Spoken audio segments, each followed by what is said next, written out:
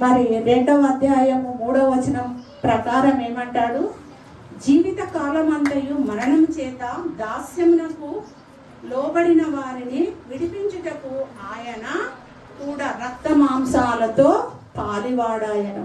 మరి ఆయన రక్త మాంసాలు, రక్తం కార్చాడు, మాంసం ముద్దగా తయారయ్యాడు. ఆ దృశ్యాన్ని ఒకసారి చూసినట్లయితే నా హృదయం ఎలా విలవిలలాడుతుందో ఒకసారి ఆలోచించండి. చూడండి, అన్ని గాయాలు ఆయన మన కొరకు భరించాడు. మనము మంచిగా హ్యాపీగా ఉంటున్నాం కదా, మంచి బట్టలు వేసుకుంటున్నాము, తింటున్నాము, హాయిగా ఉంటున్నాము. మరి మన పాప నిమిత్తమే ఆయన సిలువలో వేయబడ్డాడు. అలాగే మన శత్రువు నుండి మనల్ని విడిపించడం. శత్రువు అంటే ఎవరు? పాపమే కదా, చీకటి.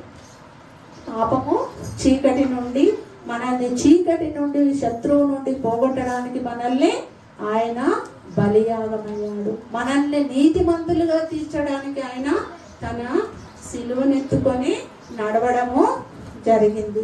మరి రోమా 5:10 ప్రకారం ఏమంటాడు? ఒకసారి తీయండి నాన్న. ఏలయనగా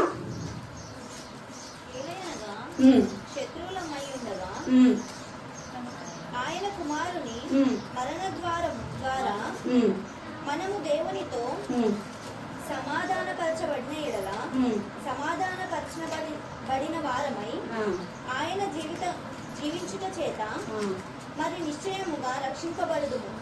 నిశ్చయంగా మనము రక్షింపబడదుము. మనం శత్రువులమై ఉన్నాము, ఇప్పటికి కూడా శత్రువులమే. కష్టం రాగానే ఏమంటాము? అబ్బా, ఏం దేవుడో ఏమో, యేసయ్య నా మొర వింటలేడు, నన్ను చూస్తలేడు, నాకు ఏమి కూడా సరిగ్గా చేస్తలేడు, వేరే వాళ్ళకి అన్ని ఇస్తున్నాడు కానీ నాకు ఏమీ ఇస్తలేడు అనేసి అనుకుంటాం. కానీ దేవుడు మనల్ని ఎల్లవెల్లలా తన మరి అరచేతిలో చెక్కుకున్నాడు మనల్ని కదా, మనల్ని అరచేతిలో చెక్కుకోవడము జరిగింది. నిశ్చయంగా మనల్ని రక్షిస్తాడు. నీతిమంతులుగా, గుట్టిగా కూడా కాదు, నీతిమంతులుగా అతడు రక్షిస్తాడు అన్నమాట.